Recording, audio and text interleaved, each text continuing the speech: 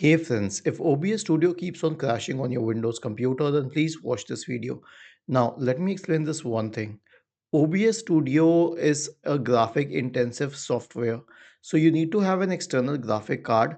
If you do not, it will crash at times. It may work fine at times, but it will crash at times. So that is necessary. Once this is done, here's what you can do. Click on File and then select Settings. Okay, and then you can go to this page, the output page, and make sure that the recording format is selected at mp4. Okay, and then you can go to video and change the fps value to 24 ntsc. I'll tell you why I select this fps value, because the original one at 60 is too high. It will load the application a lot. We can reduce it to 30, that is used as a common standard, but for the human eye, 24 is sufficient. Now the thing is that unless do we exactly use OBS for recording the screen? And for recording the screen, this is more than sufficient.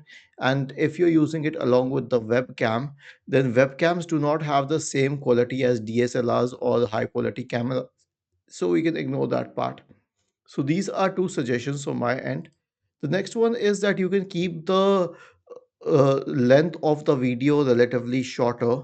Okay, and if you have added a lot of elements here, let's say that you also added some image or something like that, or some game capture or something else, then you can remove it. I'll show you. Let's say that we were to add video capture. Okay, so simply right click on it and then select remove. Okay, you can remove that. So this is what we can do. We can do a lot of things to reduce the load on the system. This is how you can prevent OBS from crashing, but if it still keeps on crashing, then you will have to upgrade the hardware. Obviously, there's no other option. Was this helpful? If yes, then please subscribe to the channel, and if not, then let us know in the comment section of the video on how we could help you further. Thank you for watching this video and have a nice day.